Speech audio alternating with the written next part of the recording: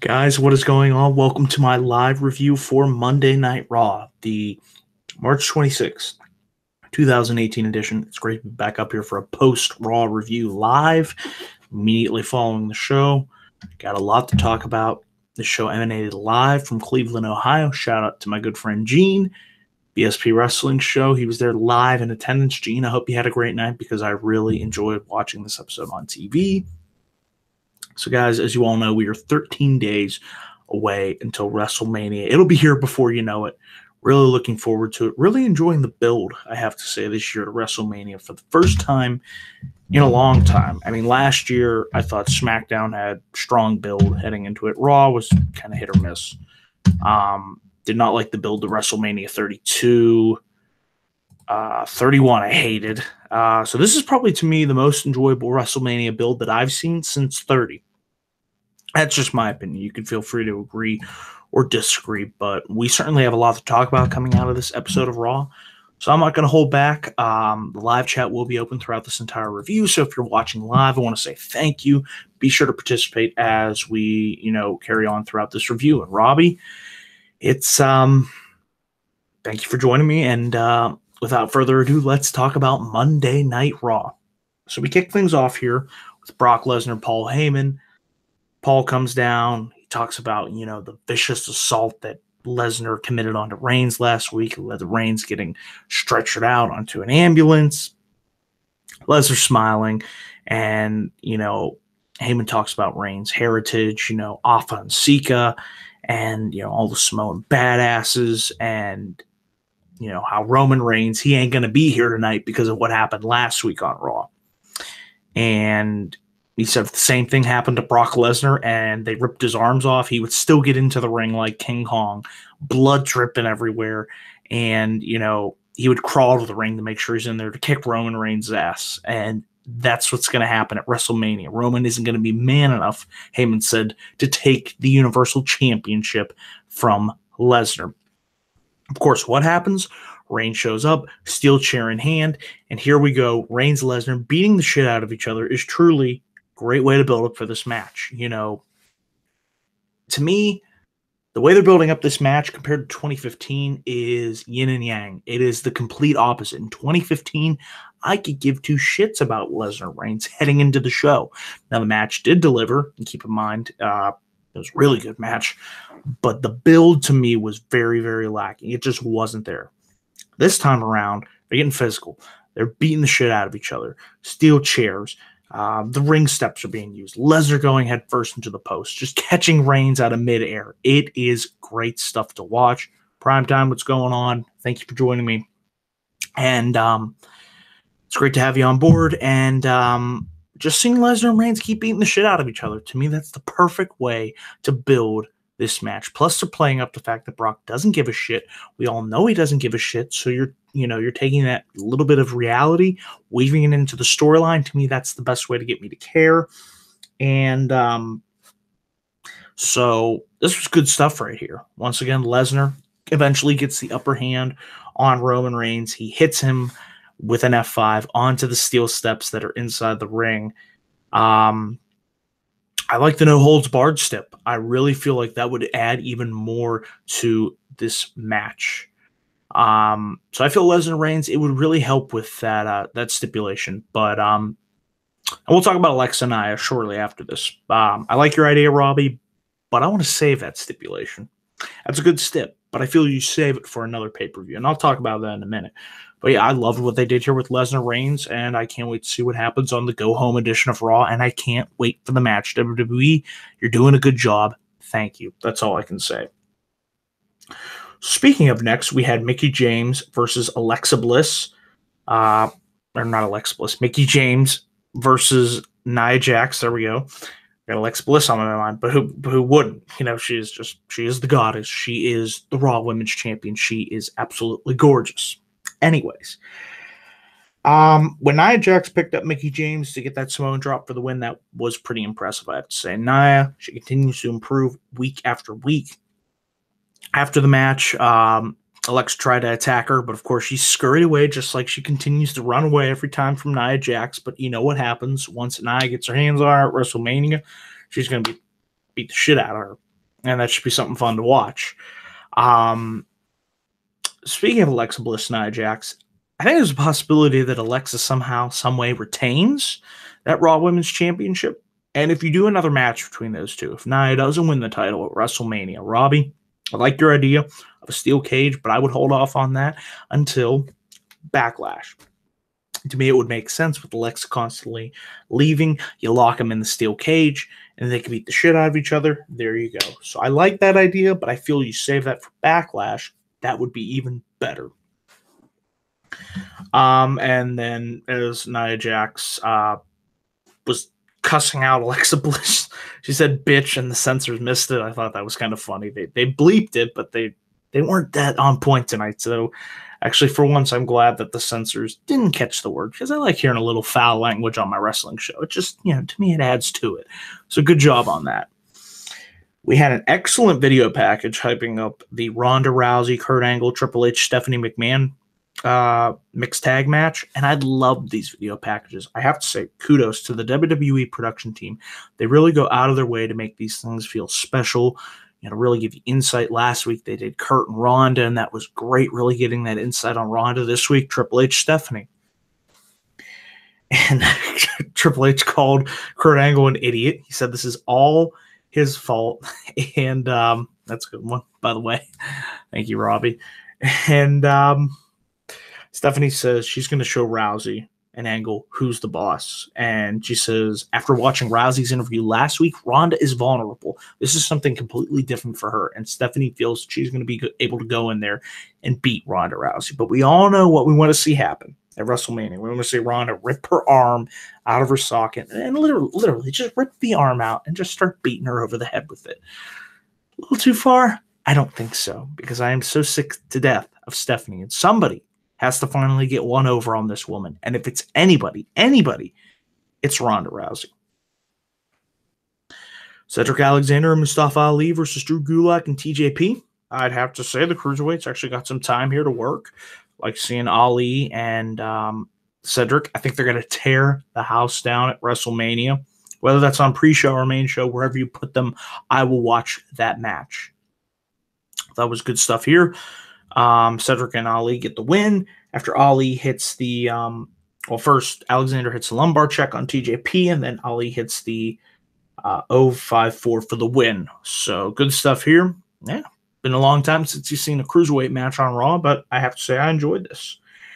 Speaking of what I enjoyed, The Miz makes his homecoming to his home of Cleveland, and then he says, "But I now live in LA." So that was a nice little dig there by The Miz. We had Miz TV. And I liked where this was going, playing up dissension between the Mr Raj. It really got you to believe, always believe since day one, because anything is possible if you believe. Basically, Bo Dallas called out the Miz here.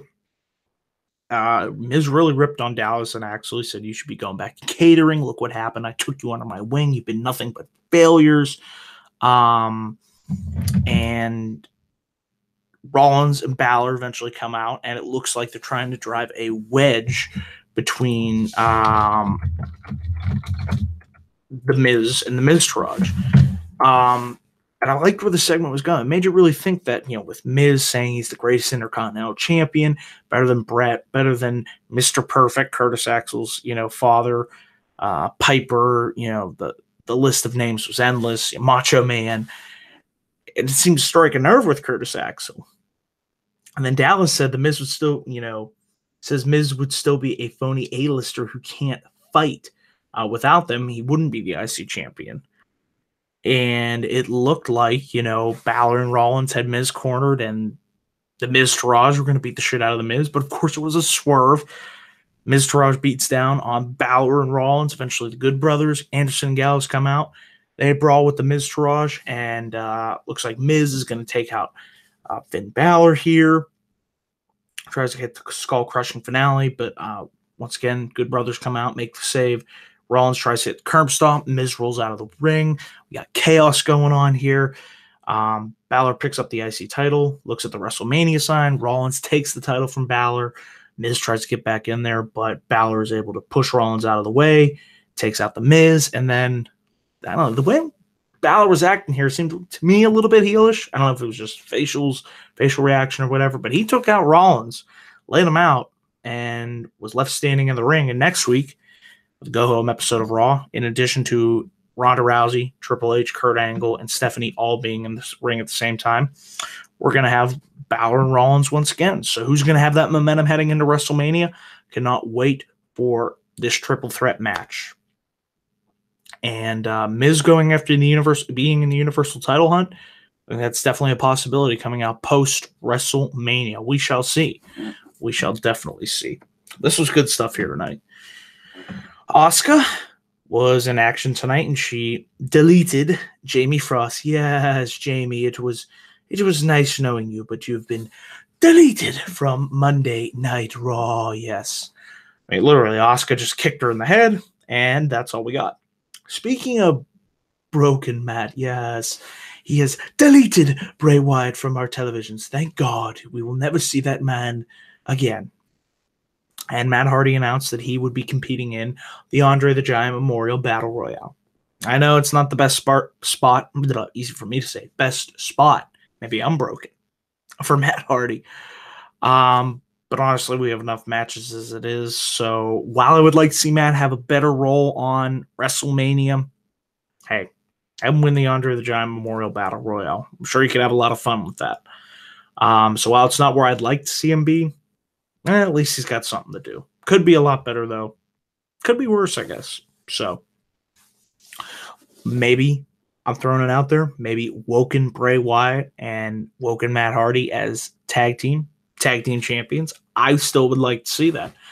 We'll see what they come up with Bray for his new character, new role, new whatever, but he definitely is in need of a creative shakeup. So hopefully, once he was thrown into the lake of reincarnation, yes, delightful, it will be wonderful, and Woken Bray Wyatt will join us.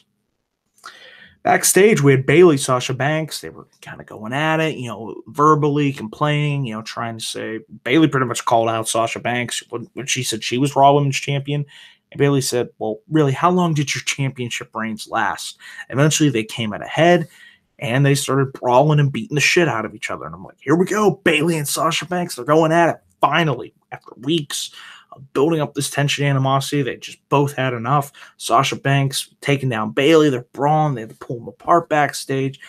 This is great stuff. I still wish they were having a singles match at WrestleMania. However, we still got a lot on this show. I feel, while the Battle Royale ain't ideal, you can still continue this storyline in the Battle Royale.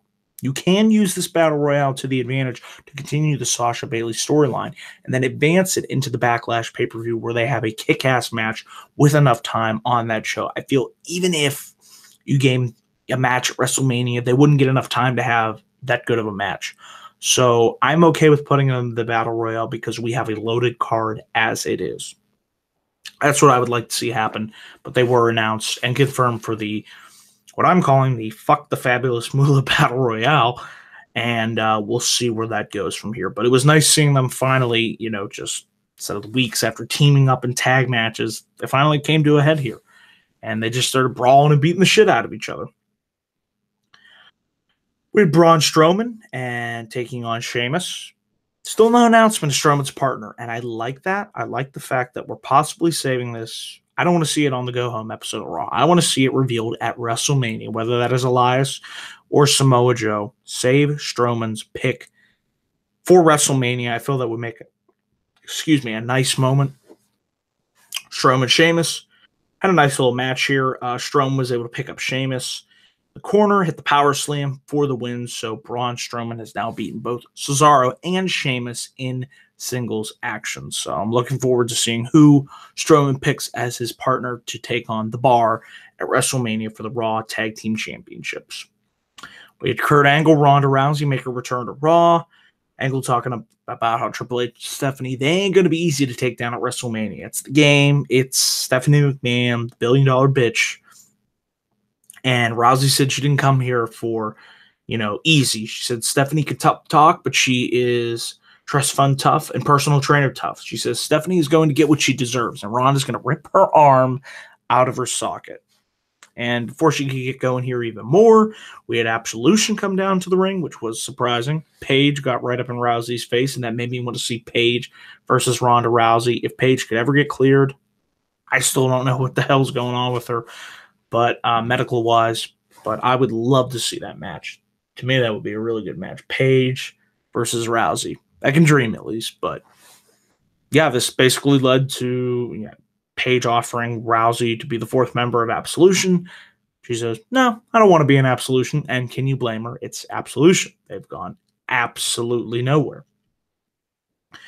So Paige has Mandy and Sonya Deville attack Rousey. Rousey takes him down.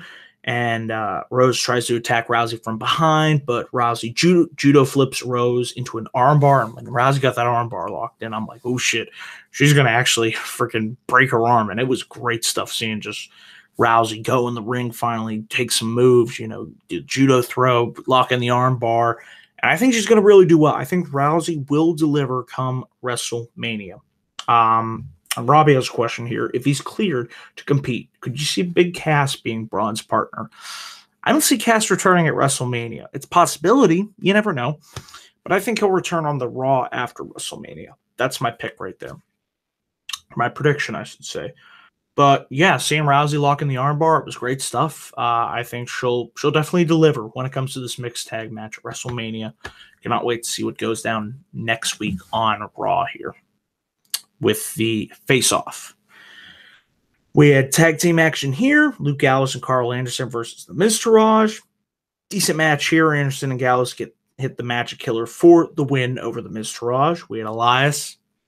It was time to walk with Elias, talking about how he's going to have this big performance at WrestleMania and how he's going to electrify in front of 70+ thousand people. And he also ripped on LeBron James leaving Cleveland. He said that's going to happen again. And he said that the Cleveland Browns suck. And honestly, no disrespect to people from Cleveland. I know the Steelers, Browns, they have a big rivalry. I'm not a football fan, but even I know, the casual fan at best, that the Cleveland Browns are pretty bad. And they would definitely make my list.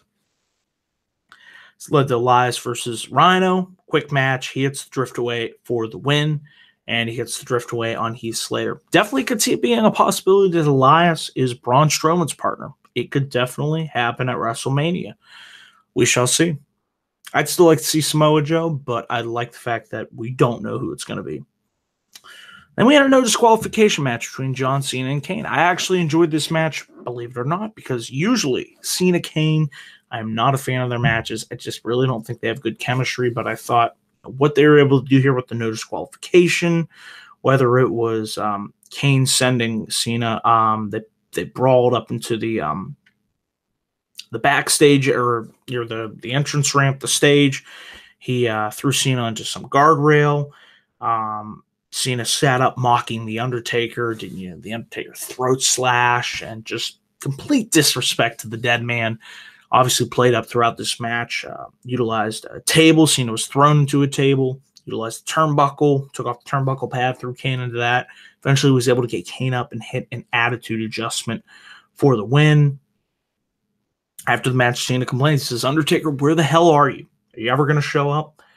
He says, Undertaker isn't deaf. He's just a coward. He says, Undertaker, you need to do something. There's only 1 week left. You can do something or nothing. And Cena says, if the Undertaker doesn't show up next week, he clearly only cares about himself. And he says, next week, Undertaker, I hope to see you on Raw. So it's now or never. It's come down to the deadline. Next week is the go-home edition of Raw. Will we see the Undertaker? I'm pretty sure we will. But what version of the Undertaker do you think we will see? The Dead Man or the American Badass? I don't know. But I cannot wait for that go-home edition of Raw. It is certainly going to be a loaded show, but I really have to say I enjoyed this episode of Raw. I thought it was another solid edition, solid build heading into WrestleMania 34, which is only less than 13 days away. So, guys, giving Raw a B+ tonight. That's my grade. I'm sticking with it. Enjoyed tonight's show. So I just want to say, for all of you watching, thank you all for watching this live Raw review. I want to say, remember to check out my videos here on youtube.com/DanielGuys412. I just did a WWE 2K17 Let's Play Roman Reigns, Brock Lesnar. Please give that video some views. It'll be down there in the on the channel page, as well as my thoughts on the Greatest Royal Rumble. Be sure to check out that video as well. So, guys, that does it for this live Raw review. I want to say thank you all for watching. I will be back up here in my next video, whenever that may be. So until then, guys, take care and have a great rest of your night. Thanks for watching.